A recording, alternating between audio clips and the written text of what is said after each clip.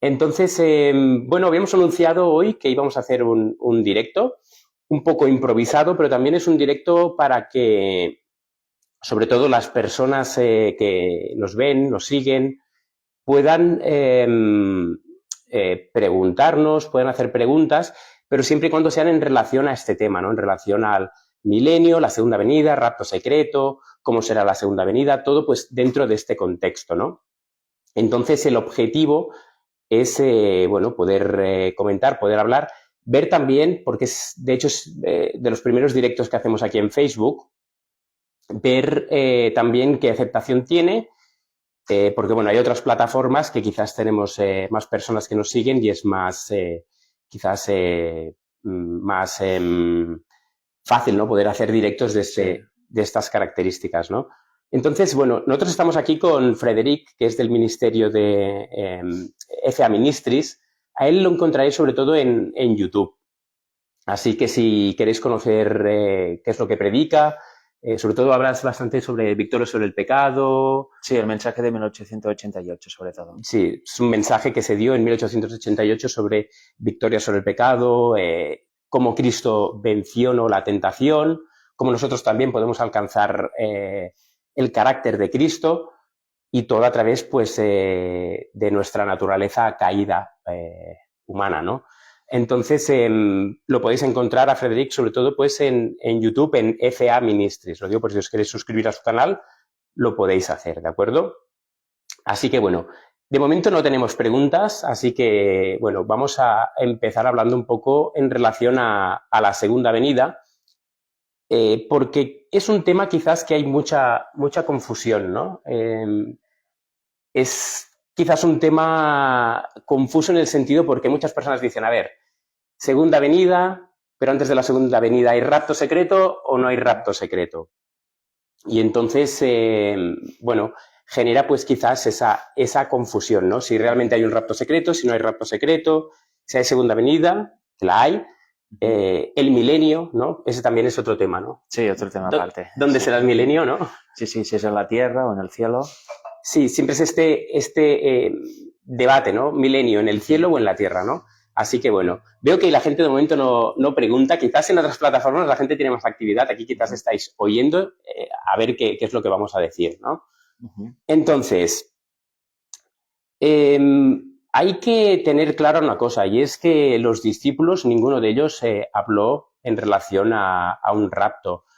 Ellos nunca esperaron el rapto de la iglesia, sino el arrebatamiento de la iglesia, que es diferente. A veces se confunden términos, ¿no? Se cree que rapto y arrebatamiento es lo mismo, que son doctrinas iguales, pero primero que el rapto no es bíblico y segundo bueno, el arrebatamiento no se tiene que tomar como un rapto. ¿Qué sería el arrebatamiento? Sí, el rapto básicamente aboga porque la iglesia no va a pasar tribulación aquí en la tierra, sino que antes de la tribulación se va y ya no la sufre, pero el arrebatamiento obviamente dice que la iglesia pasará su tribulación aquí hasta que venga Cristo a buscar a los suyos. Es la gran diferencia, ¿no?, que hay. Sí, sí, no, y de hecho se ha mostrado y se ve claramente desde siempre, ¿no? Como siempre el pueblo de Dios siempre ha pasado por tribulación, por tiempo de angustia, ¿no? Que de hecho es el tiempo de prueba que tiene y que necesita pasar, ¿no? Porque es un tiempo también como de purificación de la iglesia para que el carácter sea purificado, ¿no?, de las personas, pues es necesario pasar por ciertas tribulaciones, ¿no? Nos hacen una pregunta. ¿Ah, sí? Que bueno, era de esperar, pero bueno, es un tema también un poco controvertido, que dice, ¿cuánto creéis que falta para la venida de nuestro Señor? Pregunta. Claro, sí. Aquí hay muchas opiniones, ¿no? Y en toda la historia ha habido muchísimas opiniones al respecto. Pero a mí y a opinión personal, según lo que he estudiado yo, lo que me gustaría comentar es que más que buscar fechas o momentos para la segunda venida y estar a la expectativa de ello, yo abogo más para buscar una transformación del carácter, ¿no?, de nuestro carácter a semejanza del de Cristo, porque realmente si estudiáis precisamente lo que hemos comentado al principio, el Evangelio de 1888, todo este mensaje, os daréis cuenta, y ciertas citas también del Espíritu de Profecía, os daréis cuenta que Cristo viene a buscar a su pueblo cuando éste llega cuando éste refleja perfectamente su carácter, ¿no? Viene a buscar un pueblo santo para poder ser elevado al cielo. Y este pueblo santo, como dice Apocalipsis 7, creo que Es justamente el que estaba buscando. Pues ahora lo leerá Alexis. Ahí habla de que los vientos, que son contiendas y demás, los ángeles los soltarán cuando los justos, los siervos de Dios, sean selados. Con lo cual, ahí hay una condición. No es que haya, según mis estudios, cada uno puede tener su opinión, no es que haya un tiempo prefijado por Dios en decir, mira, tal año vendré y quien esté preparado bien y quien no, y si no hay nadie preparado, yo los prepararé a la fuerza, sino que Dios está esperando a un pueblo. Está profetizado que llegará este pueblo aparecerá y luego vendrá Cristo, pero eso está completamente alejado de poner fechas. Podemos saber la cercanía por las profecías, por las señales, pero no una fecha exacta. Yo sé que es un tema muy sabroso, ¿no? Se podría decir, es un punto de caramelo poder saber la fecha, pero desgraciadamente todos los que han puesto han fallado y los que la siguen poniendo también fallarán, porque el Evangelio trata de eso, de una transformación de carácter a semejanza del de Cristo. Y cuando el pueblo está preparado, esa es la condición, cuando el pueblo está preparado, empieza a venir la gran tribulación final, como es la ley dominical y todo lo demás. No es que de repente todo está bien y aparece el año porque toca y viene Cristo, ¿no? Es toda otra historia muy diferente. De hecho, Dios es un Dios de justicia y por lo tanto el hecho también quizás de decir tal fecha y que se dependa, ¿no?, de esa fecha para el retorno de Cristo, obviamente Él tiene un tiempo marcado que lo sabe desde los días de la eternidad, ¿no? Pero obviamente la condición del pueblo de Dios es lo que va a marcar esa segunda venida. Aquí nos dice, ¿no?, que lo que comentabas, ¿no? Apocalipsis 7, 1 al 3. Sí, ¿no? los 144.000 sellados, ¿no? Este sellamiento también es importante, ¿no? Porque aquí nos muestra la condición. Recordemos una cosa, que cuando hablamos de sellados, hablamos cuando tenemos un objeto que es sellado, cuando vemos algún producto que es sellado, significa que está ya permeado, que está protegido, está cubierto y por lo tanto no se puede corromper. Entonces, cuando se sella a los 144.000 es porque ellos van a partir de ese momento a vivir en santidad. Obviamente han estado viviendo en santidad y ellos no lo han percibido ni percibirán, ¿no?, esto, pero sin embargo son personas que se han estado preparando durante toda su vida, y en ese momento, en ese preciso momento, son sellados. Ellos no saben que son sellados, sin embargo reflejan perfectamente el carácter de Cristo. Claro, y eso significa dejar de pecar. ¿Y cómo se deja de pecar? Pues resistiendo, queriendo no pecar cuando venga la tentación, pidiendo la ayuda del Señor para no pecar. A veces, ¿por qué pecamos? ¿No? Pues porque queremos, en el fondo. Queremos caer, sea inconsciente o inconscientemente, consciente o inconscientemente, y no confiamos suficiente en las promesas del Señor que dice en 1 Corintios 10:13, si no recuerdo mal, que nadie será tentado más allá de lo que pueda tolerar. Que Sí, Dios 1 Corintios 10:13. Claro, Dios da la salida antes de eso, con lo cual la victoria sobre pecado no es algo etéreo, no es algo metafísico, es algo muy real que puede ser realidad en tu vida ahora mismo ya, si tú quieres. Sí, es la condición del pueblo de Dios en ese tiempo. Es algo que ya, como dice Frederic, se debe manifestar ahora, aunque nosotros quizás veamos que somos pecadores, nos sentimos pecadores, pero, sin embargo, esta condición puede ser ya, ¿no? Porque el poder que Dios tiene para santificarnos, para darnos la victoria sobre todo pecado, ¿no? Es el mismo poder que tenía Dios en la creación. Perdón, no tenía el micro. Es el mismo poder que Dios tenía en la creación cuando dijo hágase la luz se hizo. La luz respondió a algo que Dios había dicho, ¿no? Hágase la luz. Y por lo tanto, cuando nos dice, ni yo te condeno, vete y no peques más, ese no vete, no peques más, no es una orden, sino que es una promesa que se cumple, ¿no?, en nosotros y nos hace, pues, aceptos a sus ojos y nos hace perfectos, ¿no? Y si caemos es porque obviamente nos apartamos de Cristo, dejamos de mirarlo a Él y por lo tanto pues es cuando caemos en tentación y no la soportamos. Entonces, no sé si había por aquí algún comentario. Bueno, comentarios. Vital Adalberto ha comentado que sin santidad nadie verá a Dios. Y Evangelista Glemis dice, sí señor, así es. Así que bueno, igual si tenéis alguna pregunta también podéis ir comentando y también bienvenidos a los que han ido entrando y pues continuamos. Sí, en Apocalipsis 14 nos explica un poco cuál es bueno, un poco no, un poco bastante cómo es la condición del pueblo de Dios en esta segunda venida. Cuando Cristo venga en las nubes, habrá un pueblo que lo estará esperando, que son los 144.000. Hay cosas que tener en cuenta, es decir, ¿cuál es la condición del mundo cuando Cristo venga? Cuando Cristo venga, únicamente habrá dos grupos. Así como ahora aparentemente hay muchos grupos, estamos diseminados en 40.000 denominaciones, luego hay ateísmo, hinduismo, budismo, pero en verdad solo hay dos grupos. Aparentemente hay muchos grupos, pero realmente únicamente solo hay dos, los que están en la verdad y los que están en el error, no hay más.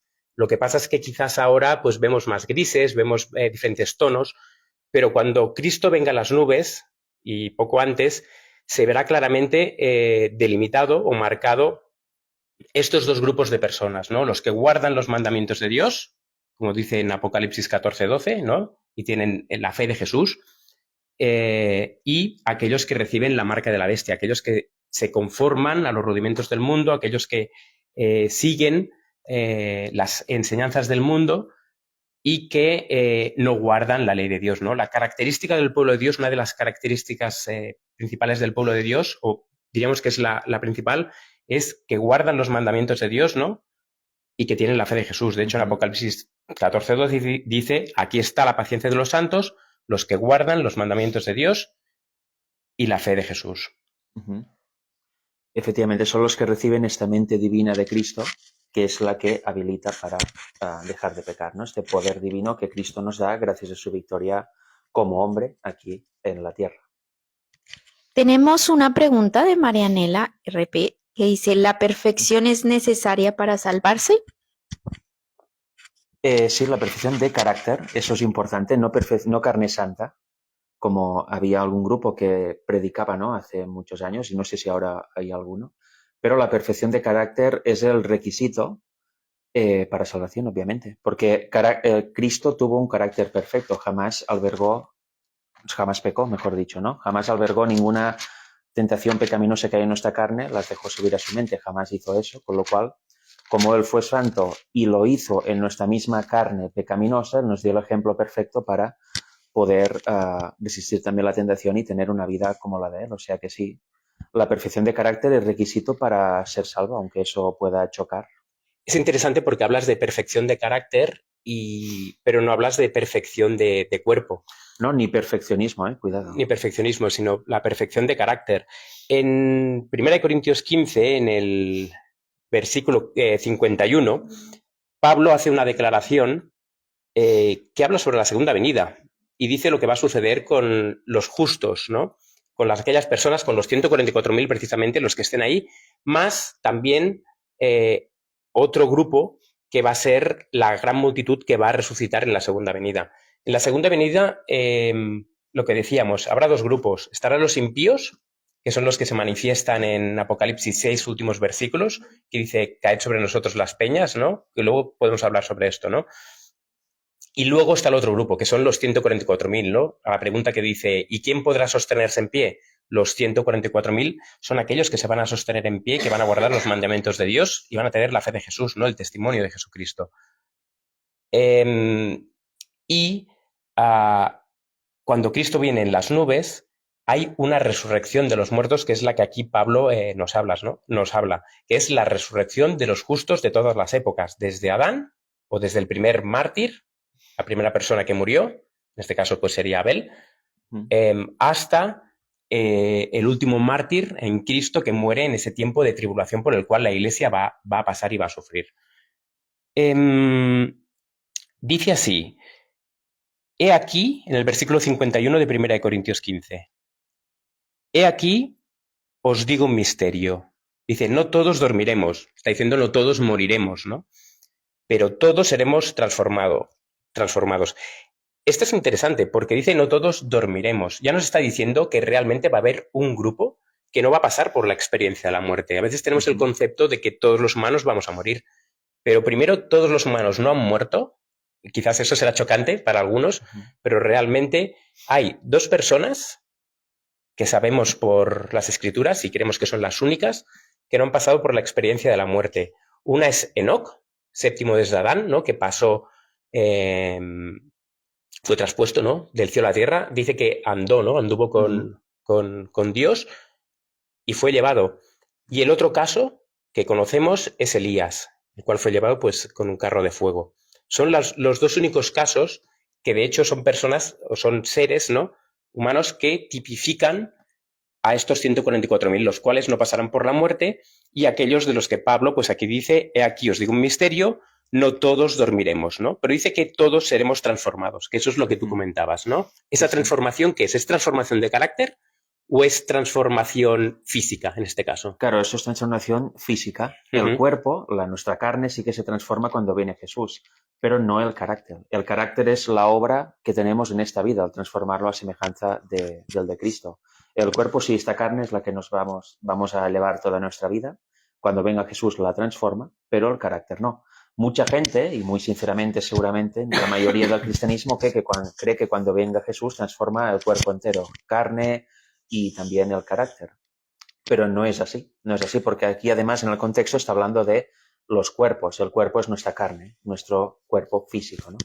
Eso va a ser transformado y glorificado, pero no el carácter. El carácter ya ha de estar transformado de antes con la ayuda del Señor. Por eso es tan importante el tema de la victoria sobre el pecado. Es algo que se rechaza por completo casi en todo el cristianismo, pero es una de las verdades fundamentales del Evangelio. Y de hecho Cristo nos lo mostró en su vida, ¿no? A veces creemos en un Cristo que nada tiene que ver con el que estuvo aquí y así hay los frutos, ¿no? Así es el fruto del cristianismo popular.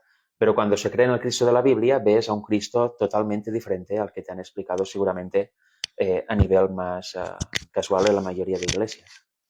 La victoria sobre el pecado es necesaria y aquí está hablando, como hemos dicho, de la transformación del cuerpo. Eso sí que sucede únicamente en la segunda venida. Hay otra tendencia que ahora no está muy en boga, pero hace muchos años sí, de gente que creía que tenía carne santa, ¿no? Que no podía pecar porque su carne ya era santa. Eso sí que es antibíblico, porque aquí dice que nuestra carne será transformada cuando venga Jesús, no antes. Con lo cual hay que separar muy bien, ¿no? El perfeccionismo, la carne santa no tienen nada que ver con la victoria del pecado y llegar a una perfección de carácter.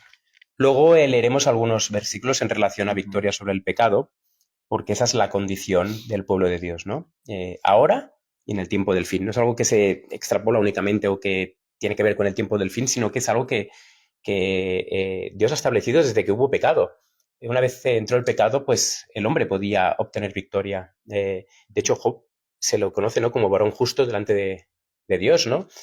Hay personajes bíblicos que no se conocen ellos pecado. Tenemos el ejemplo de José, tenemos el ejemplo de Daniel, pero sin embargo las escrituras dicen que todos hemos pecado, ¿no? Y todos estamos destituidos de la gloria de Dios, ¿no? Y eso incluye también a la Virgen María. Pero obviamente no vamos a entrar en este tema, pero sí que todos los hombres, salvo Cristo, hemos pecado.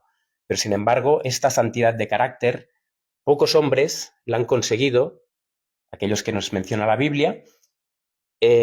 Luego, otros casos que ha habido durante la historia, ¿no?, del cristianismo, de la humanidad, personas que han pecado, pero que se han levantado y han podido vivir una vida santa, y luego finalmente se va a ver realmente no a una persona ni a dos, ¿no?, sino a 144.000, que luego también pues, se tendría que mirar, ¿no?, si son simbólicos o literales, ¿no?, que se mantienen en pie, ¿no? Que luego lo leeremos, ¿no? Que íbamos a leerlo, pero bueno, hemos cambiado un poco, hemos redirigido la conversación, pero bueno, luego hablaremos de ello. Sigo leyendo y no sé si quieres comentar alguna cosa. Tenemos varios comentarios. Uh-huh. Hay uno de Esteban Octavio Novoa que dice: nuestra obra es de esforzarnos para alcanzar, que es una cita del manuscrito. En nuestra esfera de acción, la perfección de Cristo en su vida terrenal alcanzó en toda esfera el carácter. Él es nuestro ejemplo en todas las cosas. Hemos de esforzarnos para honrar a Dios en carácter. Al no alcanzar día tras día los requerimientos divinos, estamos poniendo en peligro la salvación de nuestra propia alma.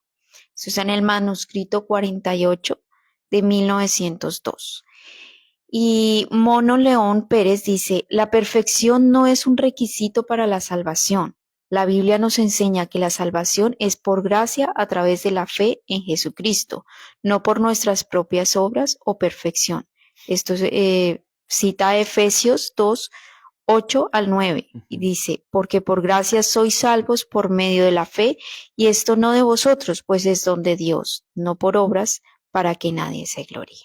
Claro, aquí precisamente, mira, me gusta este comentario porque efectivamente la perfección no se alcanza por obras propias ni por nuestros méritos, sino que esta perfección de carácter te viene dada automáticamente, bueno, automáticamente no, pero te viene dada precisamente por aceptar por la fe la justicia de Cristo. Y Cristo venció aquí por la fe, como venció Enoc, Noé, etcétera, etcétera, como dice Hebreos, creo que es 11, creo que es 11. unos cuantos versículos. Pues precisamente, si el ejemplo es Cristo, Él tuvo siempre una perfección de carácter y precisamente recibiendo su mente esa justicia en nosotros, la cual sustituye a la nuestra propia, se lega a esta perfección de carácter. ¿Por qué? Pues porque cuando venga la tentación, elegiremos no caer en ella. Y eso, no caer a la tentación, es llegar a una perfección, porque si ya no pecas más, eres perfecto, ¿no? En carácter. No dejas que las tendencias pecaminosas suban a tu mente. Y recibir esta justicia de Cristo también te habilita para arrepentirte de todos los pecados que ya has cometido, ¿no? No hay otro camino cuando se acepta realmente la justicia de Cristo. Pero efectivamente, sí, del comentario rescato que es por la fe, jamás por nuestros propios méritos. Es imposible llegar a una perfección de carácter por nuestros propios esfuerzos, eso sí. Bueno, es que nuestra naturaleza es caída y nosotros apartados de Cristo dice el mismo que no podemos hacer nada. Pero sin embargo, sí que nos dice, ¿no?, que unidos a Él sí que podemos hacer, y no es que nosotros hagamos, sino que Él lo hace en nosotros. De hecho, en 1 Juan capítulo 3, en el versículo 4, nos dice, todo aquel que comete pecado infringe también la ley, pues el pecado es infracción de la ley. Y sabéis que Él apareció para quitar nuestros pecados. Muchas personas toman esto como para quitar los pecados que hemos cometido y que Cristo pues clava nuestros pecados, pero que nosotros seguimos pecando, ¿no? Pero esto es una promesa que nos dice que Cristo vino y apareció para quitar nuestros pecados. Y de hecho creo que es en el libro de Mateo, en el capítulo 1, dice que Cristo vino a limpiarnos, ¿no?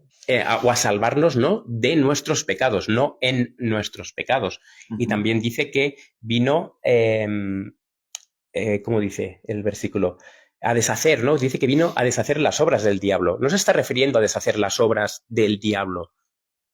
El diablo actuará y hará, pero se refiere a que vino a deshacer las obras del diablo que hace en nosotros. ¿Y cómo las deshace? Pues quitando al enemigo de nosotros, permaneciendo en nosotros esa naturaleza caída, pero sin embargo Cristo morando en nosotros. Y cuando Cristo mora en nosotros, somos nuevas criaturas y por lo tanto no podemos pecar. No podemos pecar. Cuando pecamos es cuando desalojamos, cuando quitamos a Cristo de nuestras vidas y entonces es cuando caemos en tentación. Sí, y efectivamente, sí. Y hay unos versículos que quería leer porque aquí vemos lo que nos sucede, ¿no?, en nuestra vida normal. En Romanos 7, Romanos 8. Si empezamos a leer en Romanos 7, 18 en adelante, nos dice así. Y yo sé que en mí, esto es en mi carne, aclara Pablo, no mora el bien, pues el querer está en mí, pero el hacer el bien no. Porque no hago el bien que yo quiero, sino el mal que no quiero, este hago. Y si hago lo que no quiero, ya no soy yo quien lo hace, sino el pecado que mora en mí, las tendencias pecaminosas que hay en nuestra carne. Hallo pues esta ley que cuando quiero hacer el bien, el mal está en mí. Porque según el hombre interior me deleito en la ley de Dios, mas veo otra ley en mis miembros que se rebela contra la ley de mi mente, quedaros con mi mente, y me lleva cautivo a la ley del pecado que está en mis miembros. Aquí hay una lucha entre la carne y la mente, ¿no?, del individuo, de todos nosotros. Y luego dice, miserable hombre de mí, ¿quién me librará de este cuerpo de muerte? Aquí es el hombre sin Cristo, ¿no? Sin el Evangelio, es el hombre natural, por naturaleza. Es el viejo hombre, ¿no? Exacto, el hombre que ya nacemos así, nacemos débiles y queremos hacer el bien, pero por nosotros mismos no podemos. Vemos la ley, pero esta no nos ayuda a a convertirnos, nos dice lo que hacemos mal, pero Nos no tiene el poder. Nos correcto. muestra el pecado, nos muestra simplemente el pecado. La ley te Claro. muestra, te revela el pecado. Es un espejo, ¿no? Claro. Y Cristo, ¿no? Cristo que vino a reflejar la ley perfectamente, o mejor dicho, la ley refleja perfectamente el carácter de Cristo, pues nosotros al mirar a Cristo, al contemplar a Cristo, vemos nuestras impurezas, ¿no? Y nuestros defectos de carácter. Y al someternos a Él, al permitir o al querer que Cristo more en nosotros y que nos transforme de corazón, pues entonces Él va haciendo esta obra y nos va purificando, nos va limpiando y nos va quitando y nos va borrando pues esos pecados. Es así. Y luego, después de ver miserable hombre de mí, nos podemos quedar aquí y parar de leer, pero si seguimos leyendo, dice el siguiente versículo, el 25, gracias doy a Dios por Jesucristo nuestro Señor. Así que yo mismo con la mente, otra vez mente, sirvo a la ley de Dios, más con la carne a la ley del pecado. Vemos que las tendencias de nuestra carne ahí van a estar siempre, pero con la mente servimos a la ley de Dios. Y dice ahora el capítulo 8.1, ahora pues ninguna condenación hay para los que están en Cristo Jesús, los que no andan conforme a la carne, sino conforme al Espíritu, porque la ley del Espíritu de vida en Cristo Jesús me ha librado de la ley del pecado y de la muerte. Porque lo que era imposible para la ley, por cuanto era débil por la carne, Dios, enviando a su Hijo en semejanza de carne de pecado y a causa del pecado, condenó al pecado en la carne. Aquí vemos que Cristo fue enviado en nuestra misma carne, y por esta ley del Espíritu de vida en Cristo Jesús podemos vencer y dejar esta realidad que hemos leído en Romanos 7. Pablo dice en otros lugares, mas nosotros tenemos la mente de Cristo, con lo cual recibiendo esta mente de Cristo Jesús, tenemos el poder para resistir la tentación. Y aquí nos habla algo más, para terminar, el versículo 9 del mismo capítulo 8 de Romanos. Mas vosotros no estáis en la carne, sino en el Espíritu, si es que el Espíritu de Dios mora en vosotros. Y si alguno no tiene el Espíritu de Cristo, el tal no es de él. Y si Cristo está en vosotros, el cuerpo a la verdad está muerto a causa del pecado, pero el Espíritu vive a causa de la justicia. Y si el Espíritu de aquel que levantó de los muertos a Jesús mora en vosotros, el que levantó a Cristo de entre los muertos vivificará también vuestros cuerpos mortales por su Espíritu que mora en vosotros. O sea que aquí tenéis el ejemplo perfecto. Si recibimos esta mente divina de Cristo, si recibimos en el fondo su Espíritu, que Cristo venga a nosotros de nuevo, eso nos habilita, es la única manera, el único camino que tenemos para poder resistir al mal y vencer todas las tendencias, tanto heredadas como cultivadas, ¿no? Que dice el Espíritu de profecía, recibiendo al Espíritu Santo. O sea, es así, efectivamente, por nosotros mismos no hay ninguna esperanza, no tenemos nada que hacer, pero en Cristo sí, aceptando su justicia que nos da como don gratuito, sí. Por lo tanto, parece que nos hayamos desviado un poco del tema, pero no nos hemos desviado porque todo va unido, ¿no? El Evangelio aparte es todo integral, es todo unido. Pero sí que esta es la condición del pueblo de Dios, la cual debe de estar cuando Cristo venga en las nubes y antes, ¿no? Porque muchas personas desconocen que hay un cierre de la gracia. Digamos que llega un momento donde las personas han tomado una decisión en su corazón y esta decisión no es dictatorial de Dios que dice, bueno, termino el tiempo de gracia y vengo, sino que cuando todas las personas en su corazón han tomado una decisión cabal, coherente, ¿no? O incoherente en relación a qué hacer con las cosas del Señor, qué hacer con el Evangelio, qué hacer con Cristo, acepto su ley, la rechazo, cuando esas personas en un tiempo concreto de esta historia, que muy pronto va a acontecer, toman una decisión, entonces se cierra la gracia en esos corazones y a medida que las personas van aceptando, van rechazando, rechazando, se van llenando los dos grupos, los que decíamos, ¿no? Los que guardan los mandamientos de Dios y los que reciben la marca de la bestia. Los que reciben el sello, los que reciben la marca. Y una vez todas las personas han decidido, entonces ya no hay necesidad de un mediador en el cielo que interceda por nosotros. ¿Por qué? Porque si Cristo estuviera en el cielo mediando por nosotros 10, 20, 100 años más, los corazones ya han cometido el pecado imperdonable, ya han tomado esa decisión en su corazón de no seguir al Señor y por lo tanto no hay necesidad de que Cristo esté ante el arca de la alianza, ante el trono de su Padre, intercediendo por nosotros. Y es entonces que Cristo se pone, deja esas vestiduras sacerdotales, está en el lugar santísimo actualmente, y entonces se presenta ante el Padre, se le ponen las vestiduras de rey y es cuando viene a buscar a los suyos, ¿no? Y hay un lapso, obviamente, de tiempo entre el tiempo de gracia desde que se cierra la gracia hasta que viene en las nubes y hay, pues, la destrucción de los impíos, que obviamente hay un periodo. de plagas, ¿no? Ujú. Cuando Cristo deja de interceder en el lugar santísimo, es cuando vienen las plagas, cuando caen las 7 postreras plagas. Vamos a leer quizás algunas preguntas porque creo que hay mucho acumulado. Vamos a mirar de centrar las preguntas relacionadas sobre todo con el tema. No digo que el tema del carácter es que es básico, es el pilar fundamental, ¿no? Pero en relación quizás a lo más, entre comillas, escatológico, en relación al milenio, en relación a la segunda venida, qué va a suceder. No sé si hay alguna pregunta que podamos captar de ello o si no. Tenemos diferentes preguntas. Bueno, aquí hay una que es de Josep Camino que dice, para la segunda venida de Cristo primero tiene que llegar el anticristo. ¿Para cuándo la llegada del anticristo ya está aquí? Bueno, depende de lo que se entienda por anticristo, ¿no? El representante del anticristo, y no quiero ofender a ningún oyente que esté oyendo ahora y que tenga otra creencia, pero estudiando Apocalipsis 13 se ve que es toda la cúpula vaticana, ¿verdad? Esa cúpula de la Iglesia Católica Romana, concretamente el Papa en sí, es el representante del anticristo porque de hecho cumple todos los requisitos, usurpa el lugar de Dios en la tierra, se siente en el lugar de Dios en la tierra, Cambia los etcétera. tiempos y la ley. Ellos mismos reconocen que son los vicarios, ¿no?, del Señor, que sustituyen a Jesús, por decirlo así. Pero claro, ese es el representante. ¿Cuándo viene el anticristo? ¿Quién es el anticristo por excelencia? Pues Satanás mismo, obviamente, ¿no? Pues efectivamente viene antes de que se cierre la gracia, porque como viene a engañar a las naciones o a querer engañar aún más a las naciones, si ya no hay gracia no tiene ningún sentido, ¿no?, que venga. O sea que evidentemente no hay una fecha, pero vendrá antes de que termine el tiempo de gracia y seguramente coincidirá en el momento en que se esté predicando el Evangelio también a todas las naciones. Habrá esta contingencia que ya está hoy en día, pero estará en pleno esplendor más adelante de ¿qué quieres? ¿Aceptas la verdad de Dios o aceptas el Evangelio del Anticristo, lo que dice el Anticristo? Y por eso ahora debemos estudiar a fondo el Evangelio, porque hay muchos puntos que forman la base del Evangelio y que luego se van desarrollando. Si tenemos un solo punto mal en la cadena, inevitablemente caeremos en errores, ¿no? Con lo cual, bueno, respondiendo a la pregunta, no, el Anticristo en sí no está aquí, como tal no se ha manifestado como haciéndose pasar por Jesús, pero quizás el futuro sí. en fases, ¿no? Quizás en etapas de la historia. En cierto modo, a ver, el anticristo está aquí desde tiempos poco posteriores a Pablo.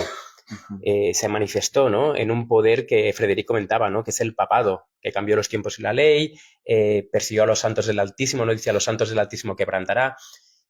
Anticristo, muchas veces creemos, ¿no?, el anticristo es una cosa, pero luego, ¿qué es la primera bestia de Apocalipsis 13? ¿Qué es el cuerno pequeño? ¿Qué es el hombre de pecado? ¿Qué es el hijo de perdición? Todo es el mismo poder, todo va, así como la frase, ¿no?, que es muy conocida, ¿no?, que todos los caminos llevan a Roma. Pues vemos también como diferentes definiciones, ¿no?, del hombre de pecado, el cuerno pequeño, la primera bestia de Apocalipsis 13, todo ello pues representa al papado, ¿no? Y este papado, pues sí, sin querer ofender a nadie, ¿no?, es el anticristo, ¿no?, el cual se sienta y se sentará en el trono de Dios como Dios haciéndose pasar por Dios. Quizás ahora vemos al papado muy solapado, ¿no?, por la política, vemos que va apareciendo, va hablando con políticos, va haciendo, pero quizás no lo vemos con la manifestación o la misma manifestación que tuvo en tiempos de la Reforma y en tiempos pues cuando adquirió ese poder, ¿no?, en el año 538, ¿no? Una vez los ostrogodos fueron expulsados de Roma, ese tercer cuerno, ¿no?, que fue quebrantado, cuando salió ese cuerno pequeño, que es el papado, ¿no? Recordemos que ese cuerno pequeño surge, hay 10 cuernos, pero cuando surge hay 3 cuernos que son quebrados, ¿no?, que son los érulos, los vándalos y los ostrogodos, ¿no? Cuando estos 3 cuernos que no se quieren sujetar al papado son derrumbados, el papado puede gobernar y dirigir en Europa. Todos los gobiernos se sujetan al papado, se sujetan al papa, lo tienen como cabeza, ¿no?, del imperio romano ya caído, lo toman como cabeza, ¿no? Por eso es Iglesia Católica Apostólica Romana, no porque Pedro estuviera en Roma, sino porque surge de Roma, de la mezcla de cristianismo y paganismo, y por lo tanto durante 1260 años, que es ese tiempo profético, ¿no?, de las Escrituras, el anticristo gobierna, ¿no? pero sin embargo no se cumple todo lo que hay revelado, sino que obviamente, bueno, sí se cumple, ¿no? Porque dice que en Apocalipsis 13 que recibe, ¿no?, una herida mortal, pero que esa herida mortal es sanada, ¿no? Esa herida mortal el papado la recibió en el año 1798 cuando Francia, a través del general Berthier, Napoleón, toma o habla con el general Berthier, que tenía muchas agallas, ¿no? Y lo envió a Roma para tomar preso al Papa. Ahí, a partir de ahí, la Iglesia Católica sigue, los sacerdotes siguen, pero sin embargo el poder que tuvieron durante 1260 años lo pierden. Y ese poder que perdieron está profetizado que lo volverán a recuperar, ¿no? Y eso lo vemos en Apocalipsis 13. Por lo tanto, la condición del mundo a nivel mundial, cuando Cristo venga, pues será todo el mundo a los pies, dice, de Roma, ¿no? De la primera bestia. De hecho, dice que toda la tierra adoró a la bestia, ¿no? Y toda la tierra dice exactamente aquí, en el versículo 3 de Apocalipsis 13 dice, vi una de sus cabezas como herida de muerte, ¿no? Pero su herida mortal fue sanada.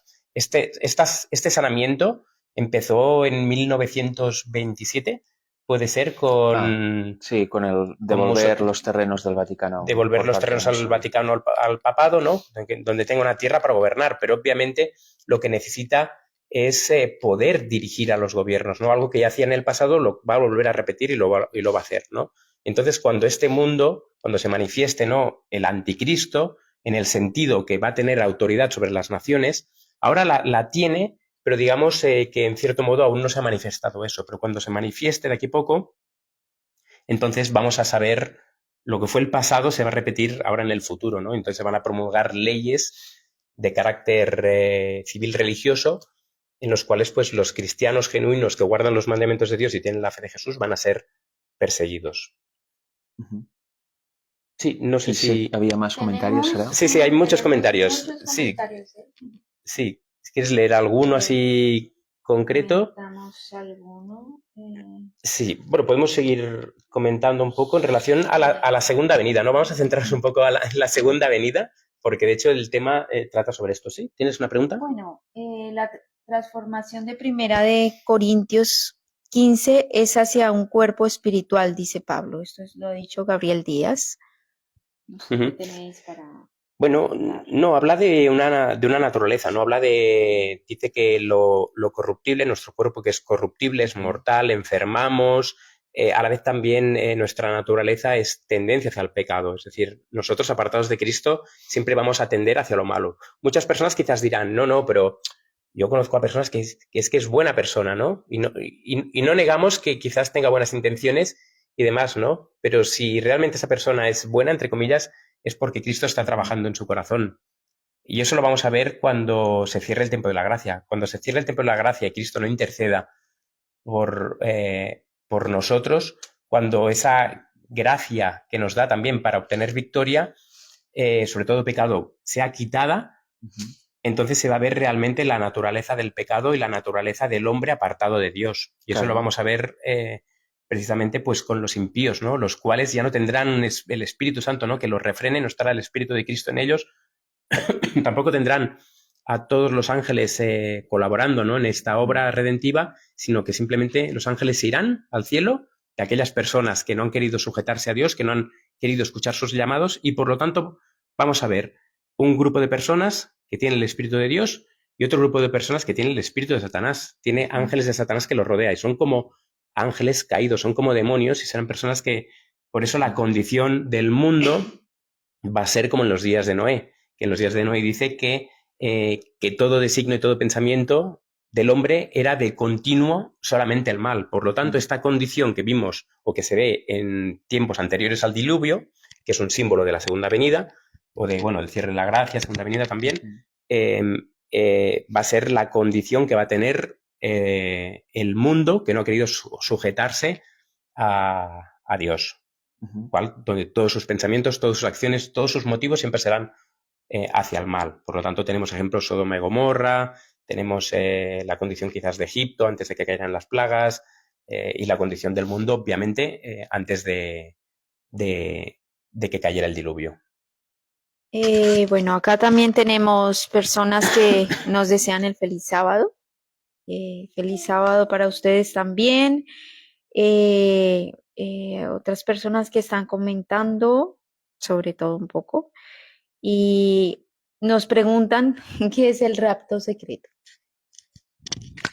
Sí, el rapto secreto consiste en lo que he comentado al principio. Se trata de que la Iglesia, por decirlo así, ¿no? El pueblo de Dios será llevado al cielo antes de que ocurran las plagas y toda la tribulación que tiene que suceder en esta tierra de un día para otro. La Iglesia desaparecerá. De repente, ¿dónde están los cristianos? No están. Se han ido al cielo con Jesús. Esa es la idea de los que predican el rapto secreto, que todo viene de algo muy humano, ¿no? De huir de como se dice, de la prueba, de la persecución, de la tribulación, del padecimiento, y de ahí surgió, creo que por parte de los jesuitas, esta doctrina del rapto secreto. Básicamente de eso, ¿no? Sí, de hecho la doctrina del rapto secreto pues fue puesta, infiltrada en las iglesias protestantes, creo que fue en el siglo finales del XVIII quizás, Sí, es temprana. mediados finales del XVIII. Sí, sobre el 18 así más o menos, o 19, no, 18. Y fue pues puesto, pues como dice Frederick, por los jesuitas. ¿Con qué motivo? Pues básicamente por este. Si nosotros introducimos, ¿no? O si ellos introducen la doctrina de que la iglesia va a ser raptada antes de que venga la tribulación, y sabemos que en la tribulación es cuando se manifiesta el anticristo, si la iglesia va a ser raptada antes, la iglesia no va a tener necesidad de estudiar quién es el anticristo. ¿Para qué estudiar el anticristo? ¿Quién es el anticristo? ¿Quién es el cuerno pequeño? Si total, nosotros ya estaremos en el cielo. Eso se lo dejamos a los judíos, ¿no? Que es quien dice que se van a estar aquí, ¿no? En la tribulación, los judíos.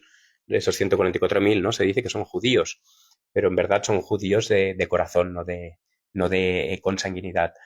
Por lo tanto, es una doctrina que los jesuitas, aunque ahora vemos en la Iglesia Católica que muchas veces ellos rechazan, ¿no? El rapto secreto, y es lo correcto porque no es una doctrina bíblica, pero sin embargo ellos mismos, o mejor dicho, los jesuitas, la orden de los jesuitas, la infiltró dentro de las iglesias protestantes simplemente para quitar el interés de las cosas que iban a suceder en los últimos tiempos por creer la iglesia que ya no estaría ahí, por lo tanto no hay una necesidad de estudiar quién es el hombre de pecado, quién es el anticristo.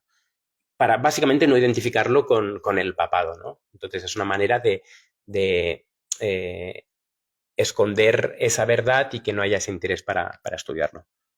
Bueno, hay una pregunta de Emilio Isaías, dice, tiene que ver y no, bueno, no tiene mucho que ver con el tema, pero es interesante. Soy de Argentina, Rosario. Una pregunta. Jesús cuando enseña a orar a los discípulos, porque en la oración dice, no nos metas en tentación. Jesús está diciendo que Dios nos envía la tentación, como sucedió con Job. Es una pregunta. No, mira, voy a buscar Santiago 1, mientras tanto. Ahí está la respuesta. Sí, yo me voy a hacer un pequeño inciso, ¿no?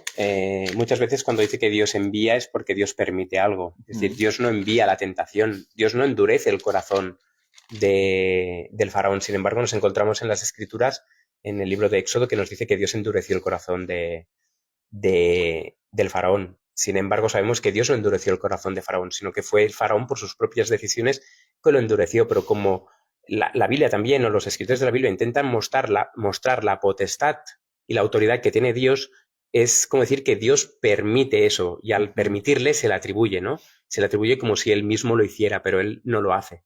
Claro, y mira, en Santiago 1, versículos 12 y 13, la respuesta literalmente a esta pregunta.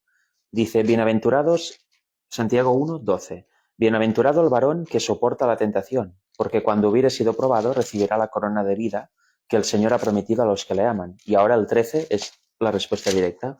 Cuando uno es tentado, no diga que es tentado de parte de Dios, porque Dios no puede ser tentado con el mal, ni él tienta a nadie, sino que cada uno es tentado cuando de su propia concupiscencia es atraído y seducido. En otras palabras, Dios no tienta a nadie, ni él puede ser tentado, y nosotros somos tentados a causa de las tendencias naturales, pecaminosas que hay en nuestra carne. Eso es lo que provoca la tentación. Y luego, el pecado como da luz. Pues bueno, cuando esta concupiscencia, cuando ha concebido, en otras palabras, cuando ha subido a la mente, cuando la hemos acariciado, da a luz el pecado. Y el pecado, siendo consumado, engendra muerte. Este es el proceso, o sea que no, Dios no tienta a nadie, según dice literalmente Santiago 1.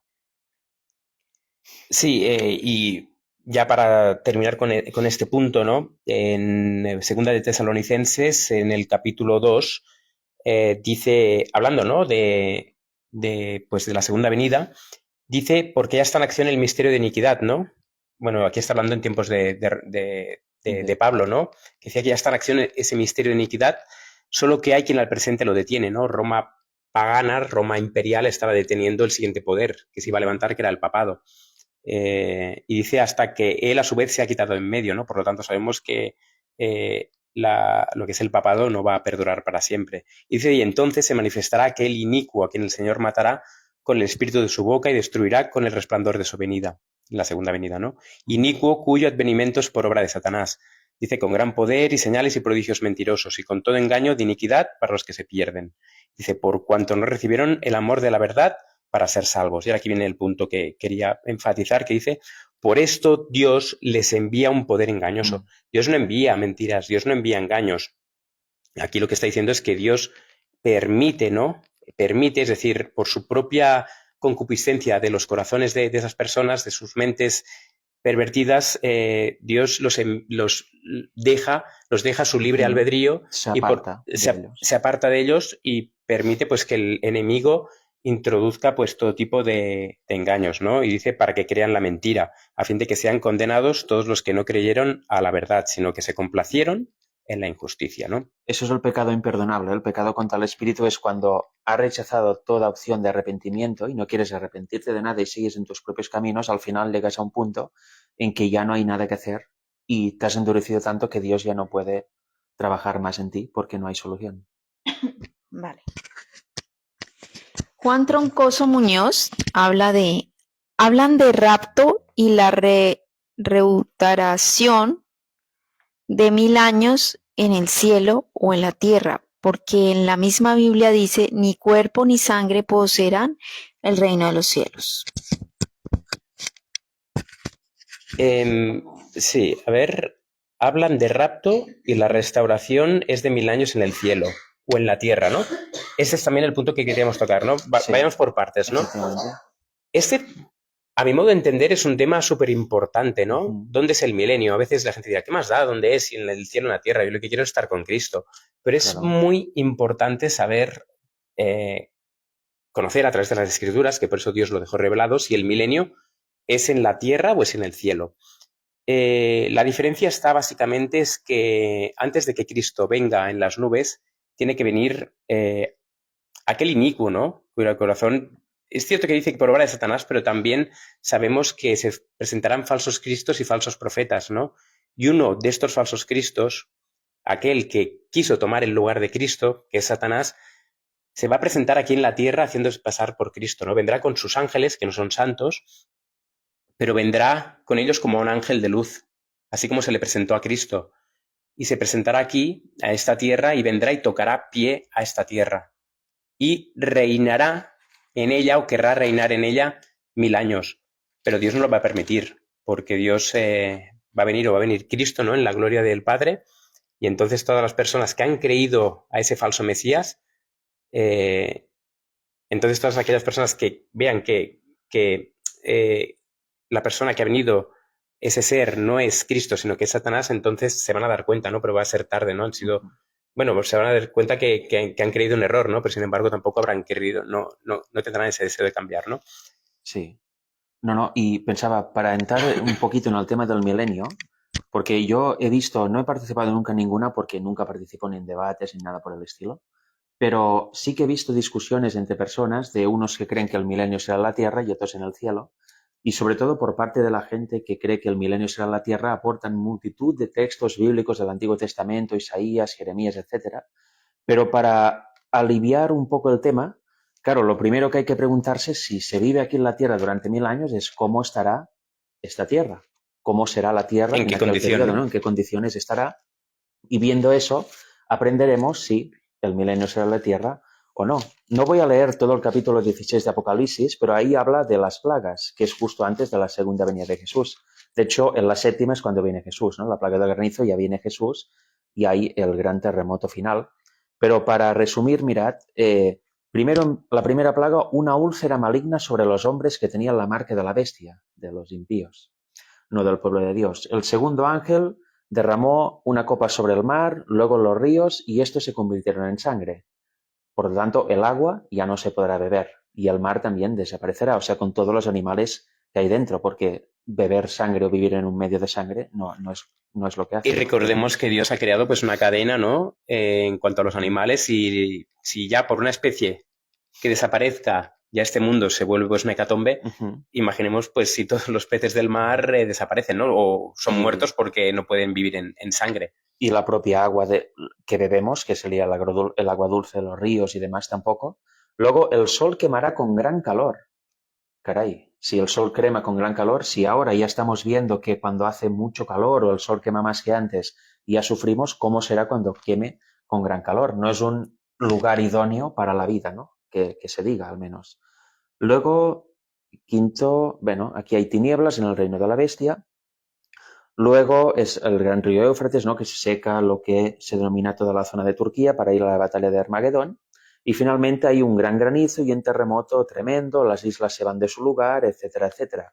Con lo cual, resumiendo así, podéis leer todo el capítulo 16 de Apocalipsis, veis que la Tierra queda completamente mal, completamente destruida. Y ahora vamos a leer... En Segunda de Pedro, ¿no? En los próximos minutos vamos a leer varios textos bíblicos que nos hablan de cómo está la Tierra en este periodo. Yo tengo aquí Segunda de Pedro, no sé si... Segunda de Pedro 3 es uno de ellos, sí. ¿Puedo leerlo? Sí. Nos dice, el Señor no retarda, ¿no? En Segunda de Pedro 3, versículo 9, ¿no? El Señor no retarda su promesa, ¿no? La segunda venida, según algunos la tienen por tardanza, sino que es paciente para con nosotros, no queriendo que ninguno perezca, sino que todos procedan al arrepentimiento. Dice, pero el día del Señor vendrá como ladrón en la noche, en el cual los cielos pasarán con grande estruendo, y los elementos ardiendo serán deshechos, y la tierra y las obras que en ella hay serán quemadas. Puesto que todas estas cosas han de ser deshechas, ¿cómo no debéis vosotros andar en santa y piadosa manera de vivir? Curioso, ¿no? Volvemos al punto, ¿no? La condición del pueblo de Dios antes de que Cristo venga, ¿no? Y dice, esperando y apresurándoos para la venida del día de Dios, en el cual los cielos, encendiéndose, serán deshechos y los elementos, siendo quemados, se fundirán. La tierra quedará destruida. No va a desaparecer la tierra, los fundamentos van a seguir, pero lo que es la corteza terrestre, lo que es el mar, las montañas, los edificios, todo, absolutamente todo va a quedar deshecho, va a quedar fundido. No sé si querías leer algún versículo. Este era uno de los textos que aclara cómo será cuando venga Jesús y el gran día de Dios, pues que se quemará todo, quedará todo destruido, quedará no apto para la vida. Pero luego dice que nos promete tierra nueva, ¿no? Y cielos nuevos, ya lo veremos después, cuando es esto. Pero Jeremías, por ejemplo, 4, del 23 al 28, nos dice, miré a la tierra y aquí que estaba asolada y vacía, y en los cielos no había en ellos luz. Miré a los montes y aquí que temblaban y todos los collados fueron destruidos. Miré y no había hombre y todas las aves del cielo se habían ido. O sea, ya no había aves, no había hombre, estaba todo destruido. Miré y aquí el campo fértil era un desierto y todas sus ciudades eran asoladas delante de Jehová, delante del ardor de su ira. Porque así dijo Jehová, toda la tierra está asolada, pero no la destruiré del todo. Por esto se enlutará la tierra, y los cielos arriba se oscurecerán porque hablé. Lo pensé y no me arrepentí ni desistiré de ello. Aquí vemos algo importante. La tierra será destruida, será asolada, pero no del todo, con lo cual no va a eliminarse. La tierra va a quedar, podríamos decir, como estaba en el Génesis antes de la creación, completamente desolada y vacía, pero no destruida completamente. Por lo tanto, ese espectro, y ahora vamos a leer un par de versículos más de otros libros de la Biblia, nos da a ver que la situación en la tierra no será la mejor para albergar vida. Esa idea del milenio de paz aquí en la tierra, ¿cómo será? En esta tierra, asolada y vacía, sin aves, sin agua, sin hombres, sin animales. No tiene ningún sentido. Y en Jeremías 25, del 30 al 33, nos dice algo parecido. Tú pues profetizarás contra ellos todas estas palabras y les dirás, Jehová rugirá desde lo alto y desde su morada santa dará su voz. ¿Dónde es su morada santa? Pues el cielo, ¿no? Rugirá fuertemente contra su morada. Canción de lagareros cantará contra todos los moradores de la tierra. Llegará el estruendo hasta el fin de la tierra, porque Jehová tiene juicio contra las naciones. Él es el juez de toda carne. Entregará a los impíos a espada, dice Jehová. Así ha dicho Jehová de los ejércitos. He aquí que el mal irá de nación en nación, y grande tempestad se levantará de los fines de la tierra, y yacerán los muertos de Jehová en aquel día desde el extremo de la tierra hasta el otro. No se endecharán, ni se recogerán, ni serán enterrados, como estiércol quedarán sobre la faz de la tierra. Esto obviamente es en contexto de la segunda venida, porque tiene que ver con las plagas y tiene que venir con lo que pasa antes de que Cristo venga. No me diréis que una tierra de extremo a extremo llena de cadáveres, de extremo a extremo, llena de cadáveres, es un lugar idóneo para vivir y para que haya un milenio de paz de los santos aquí con Jesús en la tierra. Aquí en Isaías capítulo 13, Ujú. versículo 9, dice: aquí el día de Jehová viene, está hablando de la segunda venida, ¿no? Dice: terrible y de indignación y ardor de ira para convertir la tierra en soledad y raer de ella a sus pecadores. Ujú. Luego también en Isaías capítulo 6, versículo 11 dice: yo dije: ¿hasta cuándo, Señor? Y respondió él: hasta que las ciudades estén asoladas y sin morador, y no haya hombre en las casas, y la tierra esté hecha un desierto. Ujú. Esta es la condición que va a quedar la tierra, va a quedar hecha como un desierto, va a quedar inhabitable. Ujú. Los únicos que podrán y estarán habitándola en el milenio, ¿quiénes serán? Satanás y sus ángeles. No va a quedar nadie más, absolutamente nadie. ¿Por qué?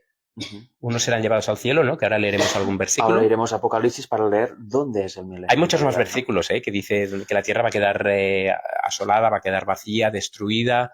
Sí, yo tengo uno más aquí que sería el último, que es Malaquías 4 del 1 al 3, que da una idea más para profundizar en esto. Porque aquí viene el día ardiente como un horno. Eso es el día, la segunda venida, lo hemos visto en segunda de Pedro también. Los cielos serán deshechos, etcétera, es lo mismo que ardiente como un horno. Y todos los soberbios y todos los que hacen maldad serán estopa. Aquel día que vendrá los abrasará, ha dicho Jehová de los ejércitos, y no les dejará ni raíz ni rama. Este versículo también, disculpa que te corte, también tiene doble aplicación. Ujú. Tiene una aplicación para la segunda venida, O pero para también después tiene del una milenio. aplicación para después del milenio. Ujú. Porque recordemos que después del milenio hay una resurrección. Lo leeremos si tenemos tiempo en Apocalipsis 20. Ahora Y ahí iremos a es donde Apocalipsis no habrá 20. ni raíz ni rama, porque se elimina ya definitivamente el pecado. Claro, efectivamente. Y aquí dice: mas a vosotros los que teméis mi nombre, nacerá el sol de justicia, y en sus alas traerá salvación, y saldréis y saltaréis como becerros de la manada. Olaréis a los malos, los cuales serán ceniza bajo las plantas de vuestros pies, en el día que yo actúe, ha dicho Jehová de los ejércitos. Es interesante lo que dice de como ceniza, ¿no? En la planta de vuestros pies. Es curioso porque cuando los discípulos iban a las casas, Jesús les dio la orden que cuando fueran a las casas y no fueran recibidos, tomaran pues las sandalias y las expulsaran, ¿no? Las casas tiraran ese polvo. ¿Por qué? Porque significaba que esa casa no quería servir al Señor, no quería seguir al Señor y por lo tanto eso es lo que iban a hacer si no se convertían, ¿no? Cenizas, polvo. Por lo tanto, simplemente estaban mostrando o estaban enseñando este versículo, ¿no? Que hollaréis, ¿no? Con los pies las cenizas de aquellas personas, ¿no? Efectivamente. Y ahora iremos a los versículos, ¿no? Pero para explicar un poco cómo son los eventos, qué es lo que va a suceder. Cristo viene en las nubes. Están los impíos persiguiendo a los justos, están cayendo a la vez las plagas, el mundo está prácticamente destruido, convulsionado con guerra, enfermedad. Los cristianos están en el monte, no están viviendo en las ciudades. Tema muy importante, no están viviendo en las ciudades, están viviendo en los montes.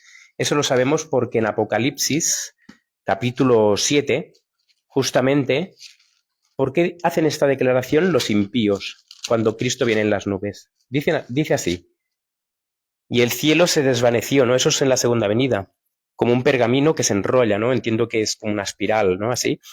Y todo monte y toda isla se removió de su lugar, ¿no? Texto también para mostrar cómo va a quedar la tierra. Y los reyes de la tierra, y los grandes, los ricos, los capitanes, los poderosos, y todo siervo y todo libre, es decir, todos los que se han sujetado a ellos y no se han sujetado a Dios, se escondieron en las cuevas y entre las peñas de los montes. ¿Qué hacen en las cuevas y en las peñas de los montes? ¿Por qué no están en las ciudades? Porque han salido a perseguir al pueblo de Dios. Esa persecución de la cual habla Mateo 24 que va a venir, no se podrá vivir en las ciudades. De hecho, creemos que es un momento para estar ya saliendo de las ciudades, ¿no? Cada uno pues tendrá la oportunidad, no la tendrá, pero al menos tener ese deseo de poder ir al campo, ¿no? Y dice que están en las cuevas y entre las peñas de los montes. Y dice, y decían a los montes y a las peñas, caed sobre nosotros y escondednos del rostro de aquel que está sentado sobre el trono, es decir, al Padre, y de la ira del Cordero, el Hijo. Porque el gran día de su ira ha llegado, ¿y quién podrá sostenerse en pie? Ellos piden que por favor esas rocas les caigan encima porque quieren morir. Y es porque están en las cuevas, en las montañas, buscando al pueblo de Dios para matarlo, pensando que están haciendo lo correcto, porque quieren erradicarlo de la tierra. Y cuando ven a Cristo se dan cuenta. Y entonces, de esa vergüenza, de ese miedo, de ese terror que tienen, pues quieren esto, ¿no? Antes de encontrarse cara a cara con Cristo, ¿no? Con aquellos que han negado. Entonces, sucede esto, ¿no? Que aparece Cristo en las nubes. ¿Y qué sucede con los impíos que están en pie?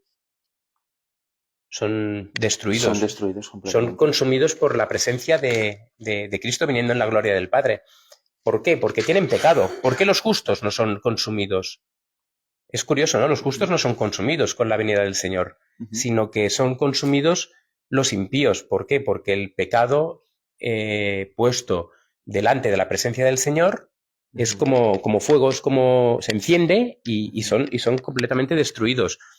Pero los impíos, sin embargo, no. Es entonces que los muertos en Cristo son resucitados primero, ¿no? Como dice Pablo, sí, transformados, y los justos, bueno, transformados, resucitan ya transformados, y los justos son transformados en un abrir y cerrar de ojos. Y son arrebatados en el aire para recibir al Señor en las nubes. No para vivir en la tierra, sino para vivir en el cielo por 1000 años. De hecho, sí, para leer el texto que has comentado, primero de Tesalonicenses 4, del 13 en adelante, lo dice. Mas no quiero, hermanos, que ignoréis acerca de los que duermen, para que no os entristezcáis como los otros que no tienen esperanza. Porque si creemos que Jesús murió y resucitó, así también traerá Dios con él a los que durmieron en Jesús. Por lo cual os decimos esto por la palabra del Señor, que nosotros que vivimos, que habremos quedado hasta la venida del Señor, no precederemos a los que durmieron. Porque el Señor mismo, con aclamación, con voz de arcángel y con trompeta de Dios, descenderá del cielo, y los muertos en Cristo resucitarán primero. Luego nosotros, los que vivimos, los que hayamos quedado, juntamente con ellos seremos arrebatados en las nubes para recibir al Señor en el aire, y así estaremos siempre con el Señor. Y lo que comentaba Alexis, primero aquí se ve que hemos leído que los impíos van a sufrir, van a morir realmente a causa de las plagas y todo lo que suceda ahí antes de la segunda venida, pero los que han quedado justos serán protegidos y serán recibidos en el aire por el Señor y estarán siempre con el Señor ahí. No lo reciben al aire para volver a bajar y vivir aquí un milenio de paz. Hemos establecido, según la Biblia, que la tierra queda destruida, no del todo, pero queda inhabitable, y que los salvos van a recibir al Señor en el aire y estarán siempre con Él, para siempre con Él en el cielo. Y luego leeremos Apocalipsis 20-21 que nos lo aclaran, ¿no? Pero eso es importante para entender o para poner las bases de que el milenio es imposible que sea aquí en la tierra. No hay ningún texto bíblico que diga que la tierra quedará preciosa cuando venga Jesús por segunda vez, sino que lo dice, pero más adelante, después del milenio, y eso lo leeremos también literalmente aquí. Vale. Juan Manuel Benítez Aguilar dice, una pregunta, Efesios 1:4, o sea, ¿somos seres preexistentes? Es una pregunta de Efesios 1:4. No sé a qué se refiere en relación a seres. Según, leeremos el 3. Bendito sea el Dios y Padre de nuestro Señor Jesucristo, el cual nos ha bendecido con toda bendición espiritual en los lugares celestiales en Cristo, y según nos escogió en Él antes de la fundación del mundo para que fuésemos santos y sin mancha delante de Él en amor.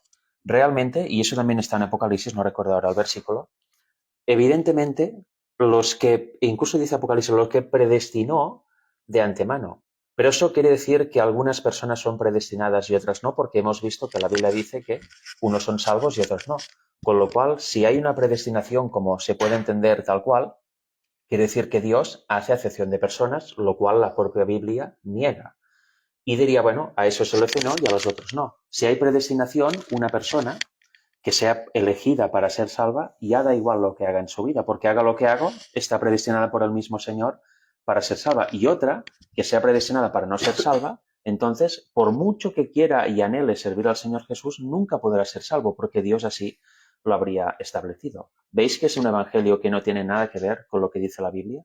Lo que se refiere aquí es que toda la humanidad ha sido predestinada y escogida para ser salva, pero luego cada uno decide. Cada uno decide si aceptar la justicia de Cristo o no. Pero no quiere decir que hay predestinados o no predestinados o que todo el mundo sea predestinado para ser salvo, sino que depende de cada uno hacer la elección correcta o no. Claro, y esa predestinación también significa un conocimiento de Dios en relación a lo que va a suceder con cada uno de nosotros.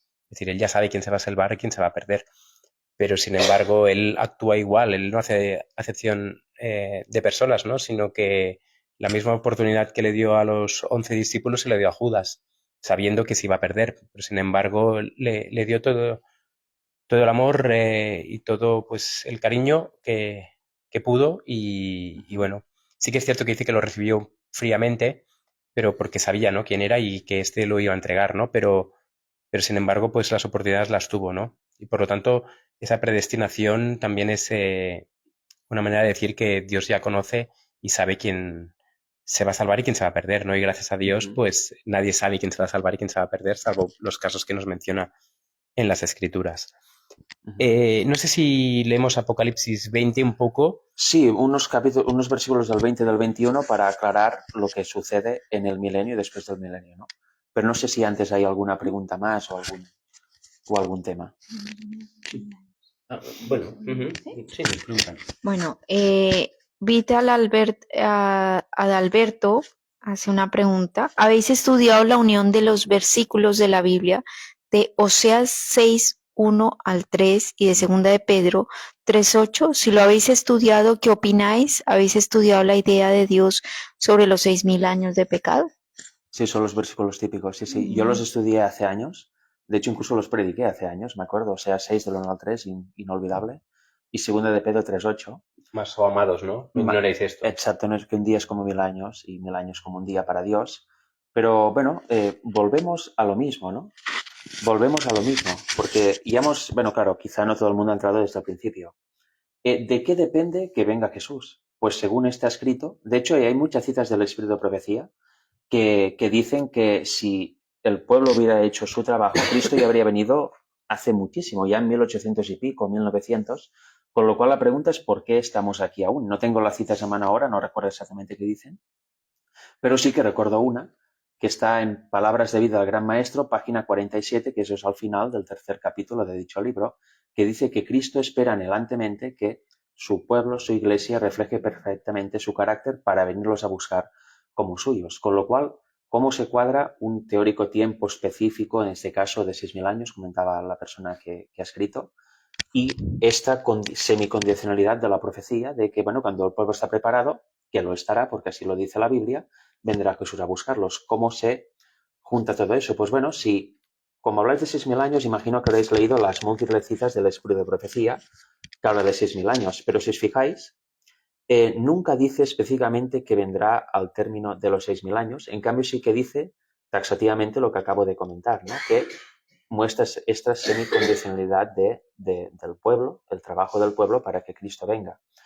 O sea que, bueno, en mi interpretación pasará así y cuando pase, pues será seguramente en el cumplimiento de los 6.000 años o no, pero nunca lo he visto como un tiempo fijo.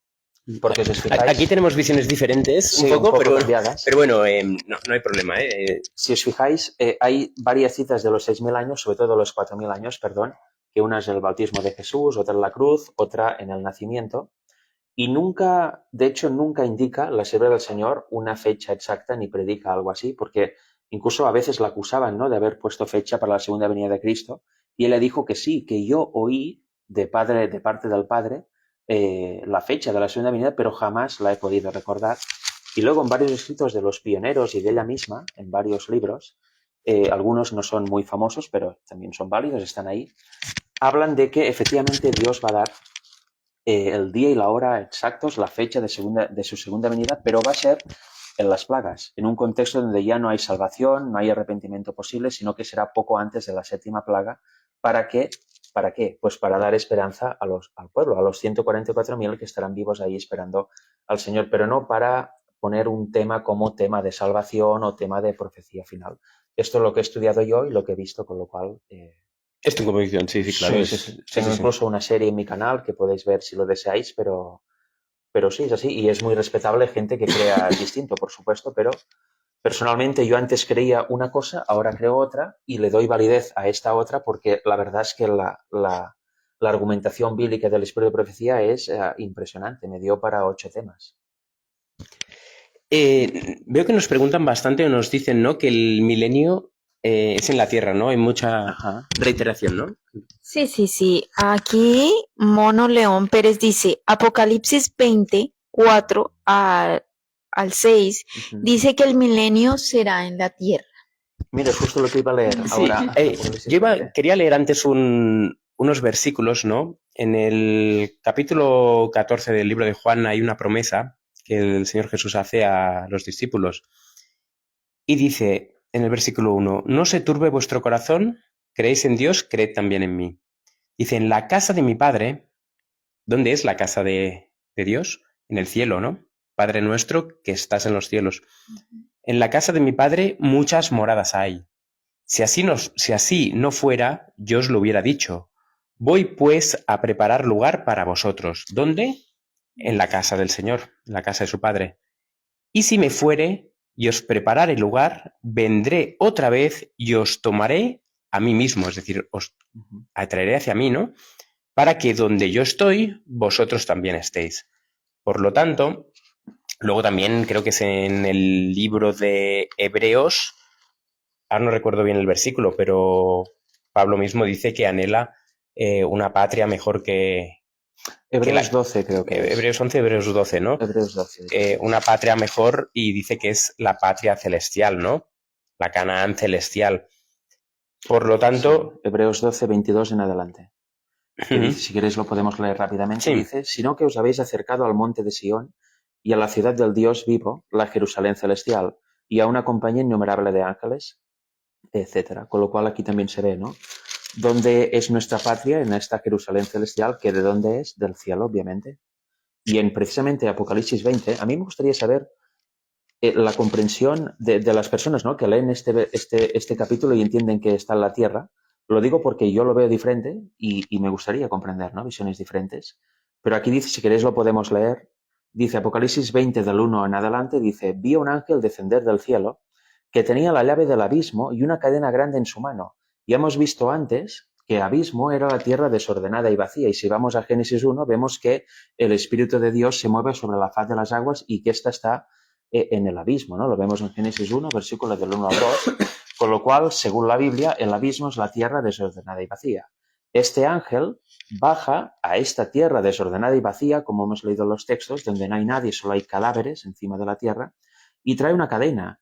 ¿Y por qué trae una cadena? Pues para prender al dragón, que Apocalipsis 12, versículo 13 diría, no me acuerdo, o 9, versículo 9, dice que es el diablo, la serpiente antigua. Estamos hablando de símbolos. Exacto. Son símbolos, es decir, dragón, sí. No, a Satanás no se le... Bueno, y la cadena también. Claro. Sí, claro. A Satanás no se lo encadena, ¿no? Sino que esta cadena es la propia tierra. El hecho de que no pueda salir de ella y quede encarcelado en ella, ¿no? Claro, ¿y por qué queda encarcelado? Pues porque, como hemos visto antes, yacen muertos todos los impíos y no hay nadie a quien tentar. Con lo cual, él y sus ángeles solos no pueden tentar a nadie, está atado, no puede, ya no tiene humanos para tentar. Porque aquí dice, bueno, aquí también lo dice, lo aclara, aquella serpiente antigua que es el diablo y Satanás y lo ató por 1000 años. Con lo cual, lo que sí que tenemos claro, según dice la Biblia, es que el dragón y sus ángeles estuvieron efectivamente aquí, pasando un milenio en la tierra, pero la tierra estaba desordenada y vacía. No había nada, estaba deshabitada por completo. Y luego dice, lo arrojó al abismo, que es esta tierra, y lo encerró, y puso sellos sobre él para que no engañase más a las naciones hasta que los 1000 años fuesen cumplidos. Y después de esto es necesario que sea desatado un poco de tiempo. Es un símbolo. Cuando dice para que no engañase más a las naciones, es una manera de decir que no va a ir a engañar a ningún lugar, no va a poder engañar a nadie. Simplemente está diciendo que no tendrá nadie a quien engañar. Porque sabemos, lo hemos visto en la segunda venida lo que sucede. Los impíos mueren por el resplandor de su venida, han muerto por las plagas, han muerto por el resplandor de la venida del Señor, y los únicos que quedan son los justos. En la tierra, los justos no pueden estar, porque la tierra está vacía, desordenada. Y reciben al Señor en el aire. Y reciben al Señor en el aire para vivir con el Señor y estar en el cielo. Y ahora aquí nos dice... El versículo 4, ahora Sí. vamos a leer. Bueno, dice, no sé si lo has leído, que dice que... No, perdón, sí es verdad, el tercero, ¿no? No, hasta que fuesen cumplidos los 1000 años. Vale. 1000 años. Vale, perfecto. Y después de esto es necesario que sea desatado un poco de tiempo.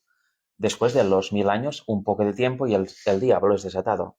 Sí, porque para volver un momento a lo de antes, claro, aquí dice para no engañar a las naciones. Si somos, si juntamos texto con texto y vemos que los impíos están muertos del este al este y no hay ninguna posibilidad de que engañen las naciones durante 1000 años aquí en la tierra. Y se refiere a lo que ha comentado Alexis, en una manera de decir no tendrá nadie a quien engañar. Por mucho que queramos que diga otra cosa, esto según la Biblia es así, ¿no? No habrá nadie. Pero aquí dice, bueno, será desatado un poco de tiempo después de los 1000 años, eso lo veremos en el capítulo 21, que leeremos unos versículos, pero siguiendo en el versículo 4 de Apocalipsis 20 dice, y vi tronos y a los que se sentaron sobre ellos les fue dado juicio, y vi las almas de los decapitados por el testimonio de Jesús y por la palabra de Dios, y que no habían adorado a la bestia ni su imagen, y que no recibieron la marca en sus frentes ni en sus manos, y vivieron y reinaron con Cristo 1000 años. Aquí vemos...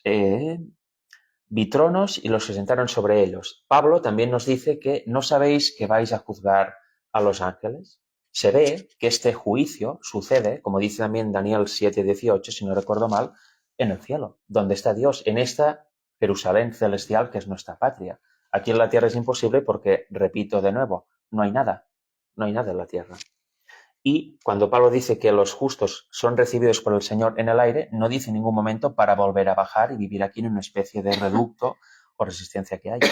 Eso no es así. Con lo cual este juicio es en el cielo y reinan con Cristo 1000 años allá en el cielo. Y sabemos que los que vivieron y reinaron con Cristo 1000 años no solamente son los 144.000, sino que también son todas aquellas personas que han muerto. Y no solamente los que han muerto por el testimonio de la palabra de Dios en el tiempo del fin al recibir la marca de la bestia, sino que son todos los justos de todas las épocas. ¿Por qué? Porque en el siguiente versículo, en el versículo 5, al menos no sé qué versión utilizas tú. La del... ¿cómo se llama? No. 1909. Reina Valeria Gómez, de Vale. 2010. En mi versión, nuestra versión, la de 1960, la Reina Valera dice... Pero los otros muertos no volvieron a vivir hasta que se cumplieron 1000 años. Dice los otros muertos. Por lo tanto, significa que ha habido una resurrección anterior a esta. Y esta resurrección es la que Pablo habla en Primera de Tesalonicenses capítulo 4, versículos del 17 en adelante o del 19 en adelante, 17 en adelante, y también en Primera de Corintios capítulo 15 del 50 al 53. Es una especie de paréntesis porque aquí, si os fijáis, dice, mas los otros muertos no volvieron a vivir hasta que se cumplieron 1000 años. Esta es la primera resurrección. Aquí es un paréntesis donde esta parte se refiere obviamente a los que reinan con Cristo 1000 años y son los salvos que vieron la segunda venida de Jesús. Porque los muertos que resucitan después de los 1000 años, lo veremos ahora en un momento, no son estos. Son otros que tienen un fin muy, muy diferente. Interesante, ¿no? Porque dice bienaventurado, y lo dice, y santo el que tiene parte en la primera resurrección.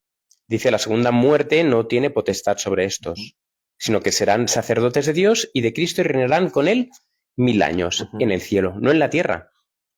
Exacto, y aquí vienen capítulo 21 lo veremos. Lo de los otros muertos, versículo 7. Y cuando los 1000 años fueron cumplidos, Satanás será suelto de su prisión. ¿Por qué? Porque habrá una resurrección que ahora vamos a ver.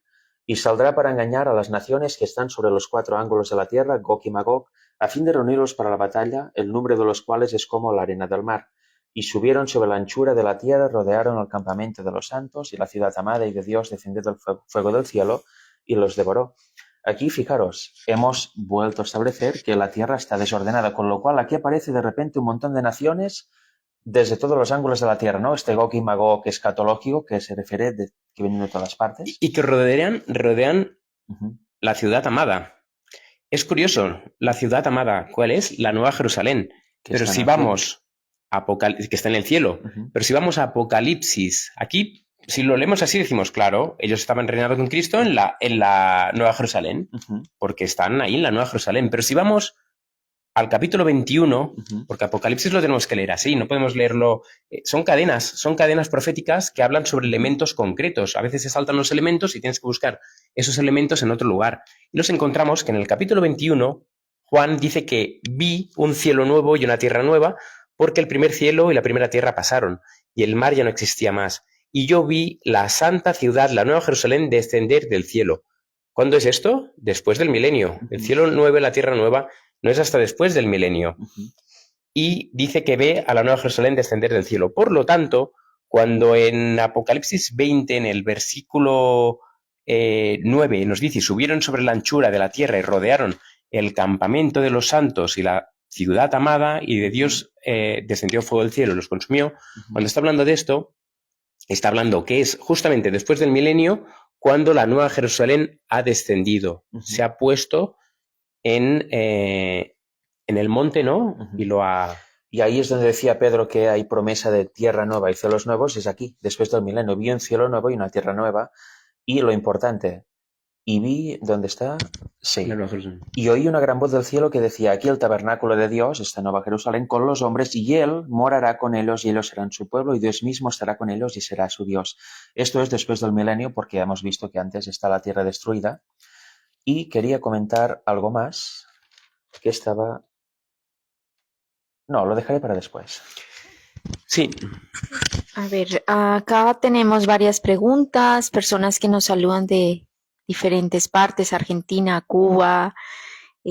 También un feliz sábado para ustedes, para todos los que estáis aportando de una manera u otra. Y bueno, tenemos una aportación que hace Frankie A. Suárez y es: la promesa milenial es aquí en la tierra, nadie va al cielo, solo el Mesías lo hizo. Ujú. Y bueno, sí. y Ambrosio Barajas Anaya dice: ¿y si el milenio va a ser o antes de su venida y sus juicios? No, el milenio será después de su segunda venida, empieza justo después de su segunda venida, y los juicios de Dios, las plagas son antes de su segunda venida, obviamente, porque la séptima es cuando viene Jesús y cae el granizo, que es la última plaga. Y segundo, claro, yo recomendaría, en todo caso, si este vídeo queda grabado, volver a verlo desde el principio, porque quizá hay gente que entra más tarde, es normal. Y hemos mostrado una serie de textos del Antiguo Testamento donde hablan del estado de la tierra. Es imposible, y vuelvo y repito, que la tierra, en el estado que está, que es completamente inhabitable, sea la morada feliz de los santos de Dios con Dios durante 1000 años. Por 1000 años, ¿eh? Es decir, yo tengo 43. Imaginémonos 1000 años viviendo en una tierra inhabitable. No es así, no es esa la condición, sino... También hay que recordar una cosa que no hemos hablado, ¿no? Antes se hablaba de los 6000 años. Y es curioso, ¿no? 6000 años, la semana de la creación, son 6 días. Y Dios reposó el séptimo día, el sábado.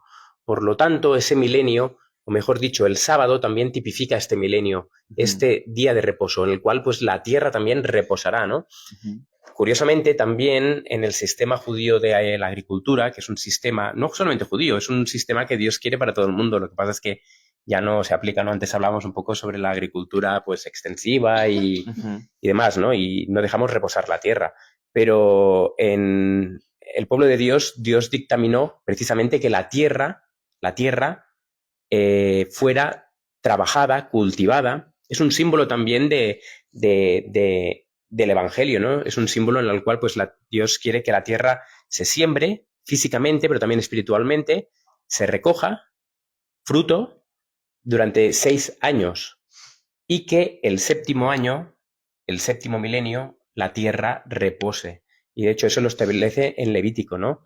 La tierra durante 6 años está en actividad, durante 6 milenios en actividad, y al séptimo milenio la tierra reposa de toda obra. Ese séptimo año la tierra reposa, ya no se siembra, ya no se recoge, sino que la tierra se deja que repose. Y es así como va a quedar en el milenio. La tierra va a quedar asolada, vacía, únicamente Satanás, sus ángeles, Satanás meditando de todo lo que ha hecho durante 6000 años, más todo lo que hizo en el cielo, los ángeles también culpándose unos a otros, diciendo que estamos aquí por culpa de él,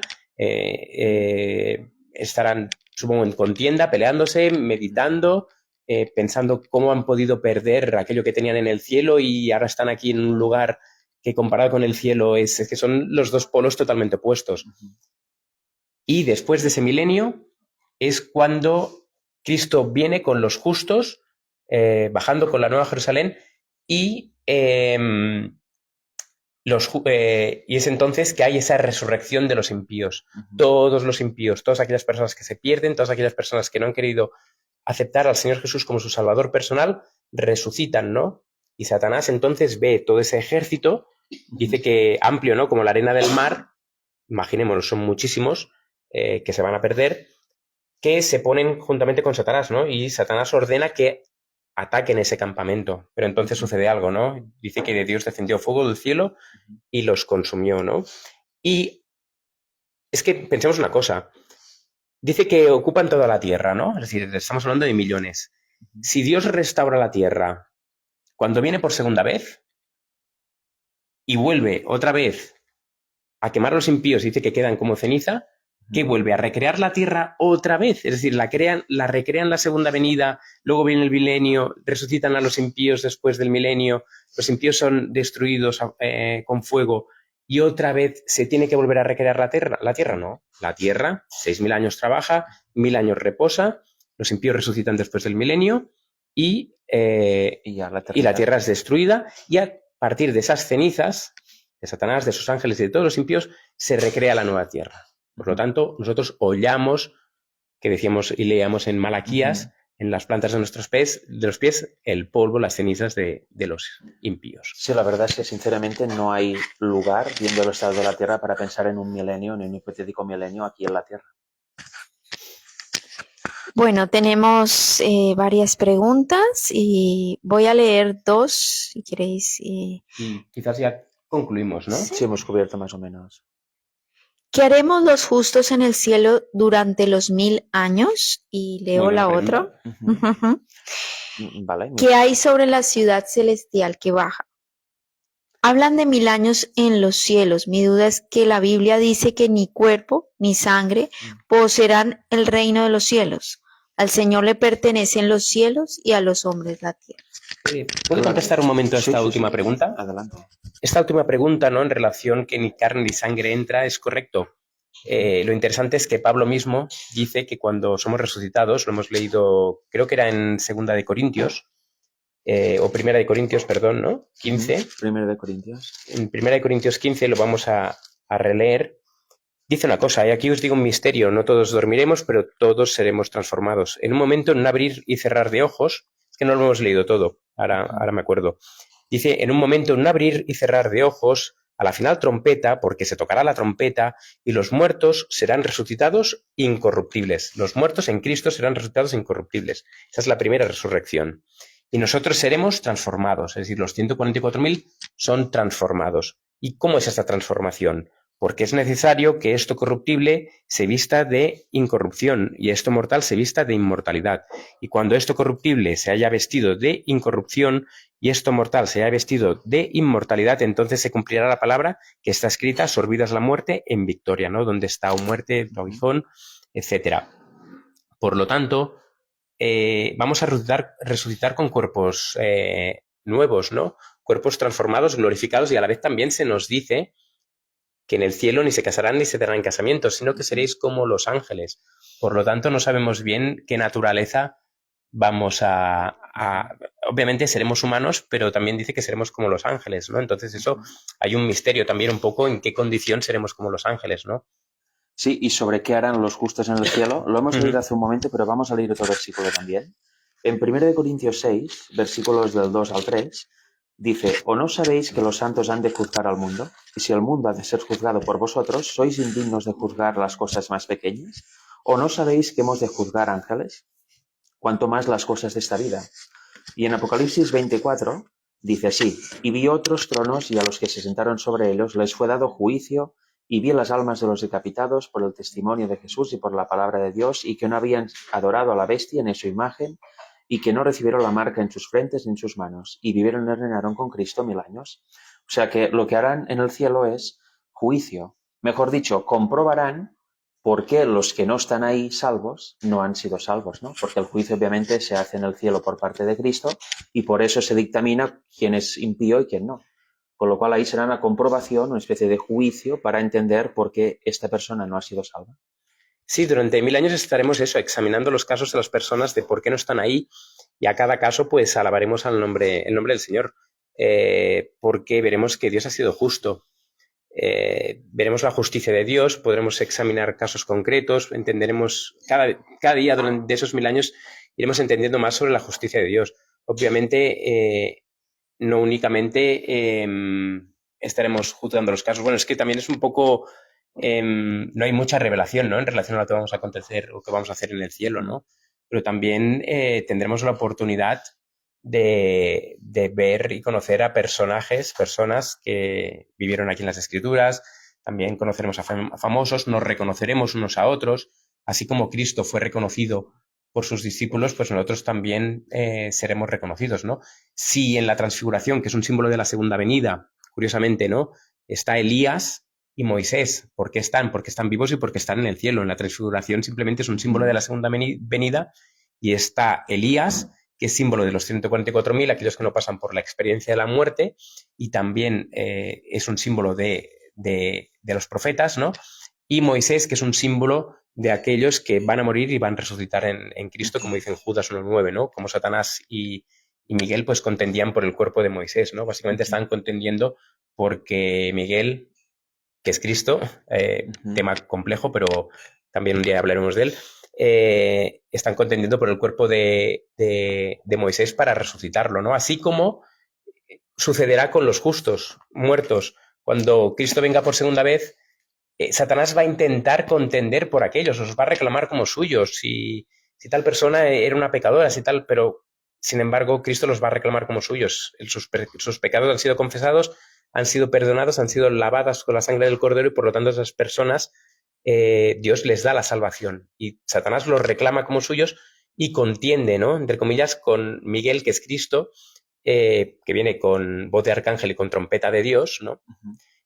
Y por lo tanto contiende con ellos, contiende con Cristo, intenta retener a los muertos en Cristo, a Adán, a Eva, a David, a Salomón, a Nabucodonosor, y por lo tanto pues intenta retenerlos pero no puede, ¿no? Y eso es lo que va a suceder o lo que sucedió con Moisés, ¿no? Por eso en la transfiguración está Moisés, símbolo de la ley, y Elías, símbolo de los profetas, ¿no?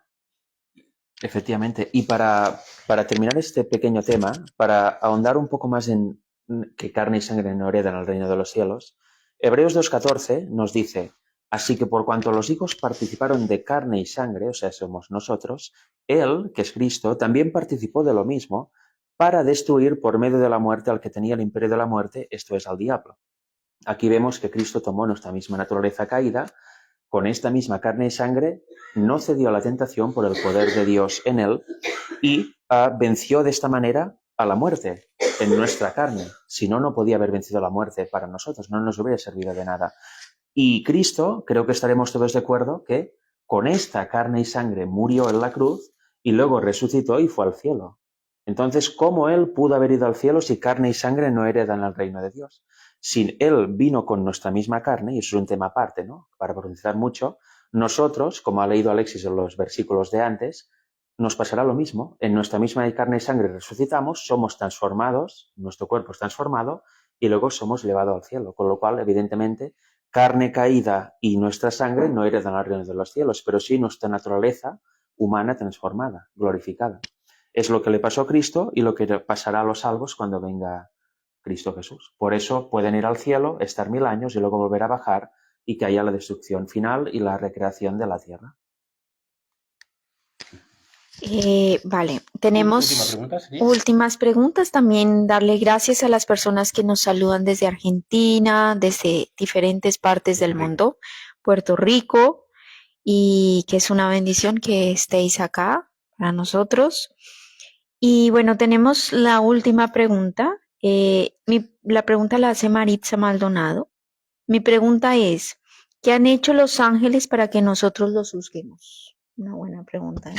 Bueno, se refiere obviamente a los ángeles caídos y se trata de ver por qué estos ángeles caídos, se trata de ir ahondando la justicia de Dios. ¿Por qué estos ángeles caídos, que son los ángeles del diablo, no están aquí? No pueden ser salvos, tienen que morir eternamente. Pues Imagino que conoceremos todo lo que hicieron en el cielo, todo lo que sucedió, cómo se unieron en esa rebelión de Lucifer en el cielo, por qué tomaron esa decisión errada, pero la tomaron, y también pues cómo ellos tentaron, ¿no? Ellos tienen también el poder de tentar a las personas, no únicamente Satanás, también los ángeles tientan, ¿no? Así como que también los ángeles de Dios están aquí a nuestro lado y nos socorren, ¿no? Nos hablan, nos susurran, nos guían, pues del mismo modo y de modo antagónico, los ángeles caídos hacen lo mismo. Por lo tanto, nosotros vamos a ver no solamente lo que hicieron en el cielo antes de que fueran expulsados, sino también lo que han hecho aquí durante tantos y tantos y tantos años, ¿no? Cómo pues mataron a personas, cómo las sumergieron a las drogas, a vicios, a cómo inducieron a ministros para que declararan guerras, mil y una cosas, ¿no? Y entonces se nos destapará todo, es que conoceremos todo. Dice que no hay nada que no vaya a ser revelado. Por lo tanto, conoceremos mil cosas, conoceremos...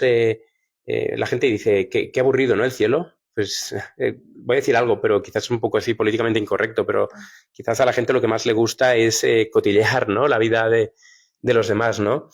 Y en cierto modo, en el cielo no vamos a cotillear, sino que vamos a examinar, ¿no? Todo y vamos a conocer muchas cosas, muchas conspiraciones ocultas que se han tramado durante muchos años en esta historia. Vamos a conocer cuáles son los planes ocultos o cuáles eran los planes ocultos de por qué sucedió esto, por qué vino tal epidemia, quién la indujo, el por qué lo hizo, por qué esos terremotos, por qué todo. Vamos a descubrir que muchas de las cosas que suceden en este mundo no es solamente que la naturaleza responde al pecado, sino que también hay personas que se encargan a destruir esta tierra.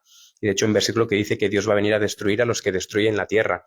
Y la capacidad de destruir la tierra es algo que desde hace muy poco los hombres pueden hacer, ¿no? Desde 1850, 60, ¿no? O 40 lo sumo con las bombas atómicas. Entonces vamos a descubrir mil y una cosas, ¿no? Vamos a conocer de todo. Y eso en el cielo. Luego, una vez estemos aquí en la tierra, para estar toda la eternidad, imaginaos toda una eternidad, ¿no? Dice que procederemos y seguiremos procediendo, ¿no? Conociendo todo, ¿no? Sobre todo el punto central será conocer sobre Jesús y ese misterio de que Cristo mismo, ¿no? En esa, siendo Dios y siendo el Hijo de Dios, vino aquí a esta tierra y murió por nosotros, ¿no? Y ese misterio que no entendemos ahora, pues tenemos vislumbres, ¿no? Pero lo podremos entender de una manera pues mucho más amplia y que por la eternidad pasarán miles y miles y miles de años y aún iremos descubriendo nuevas verdades, ¿no? Y la Biblia obviamente se nos será abierta de tapa a tapa y podremos conocerla aún mucho mejor de la que la conocemos ahora, porque Cristo mismo será quien nos enseñará. Aparte tendremos a Pablo, tendremos a Moisés, a Abraham, Isaac, a Adán. Es que será toda una eternidad en la cual tendremos a todas personas famosos, incluso que veremos, ostras, mira, si está aquí este famoso que parecía que... Y bueno, y preguntaremos, hablaremos, nos conoceremos y entre todos, pues, seremos una gran familia y Cristo y el Padre estarán aquí viviendo con nosotros en la Nueva Jerusalén y nosotros pues estaremos en la tierra, unos dentro, otros fuera y haciendo pues, conociendo otros mundos, conociendo a nuestro ángel guardián durante toda nuestra vida. Hay muchas cosas, ¿no? A veces nos han pintado que el cielo y que la tierra nueva y estar con Dios será aburrido y estaremos tocando la arpa y ya, ¿no? Pero en verdad hay tantas y tantas y tantas cosas que nos serán reveladas que la verdad que pasará una eternidad y seguiremos queriendo conocer y saber y cada vez amaremos más al Señor. Bueno, muchas gracias a todas las personas que habéis participado, que nos habéis escrito, que habéis estado en el directo. Nos han escrito de diferentes partes, desde Colombia también. Muchísimas gracias por aportar, por comentar y bueno, que también les deseamos ya nosotros acá una feliz semana. Para los que estamos al otro lado Estamos en España. En España. Que Dios les bendiga y muchísimas gracias a Federica y a Alexis también Y a ti, por poder compartir la palabra de Dios. De todas las personas que han estado. De todas las personas que han estado en el directo. Muchísimas gracias. Que el Señor les bendiga. No sé si quieren. Por mi parte también es todo. Un placer y que Dios os bendiga a todos. Estéis en sábado o ya empezando la semana.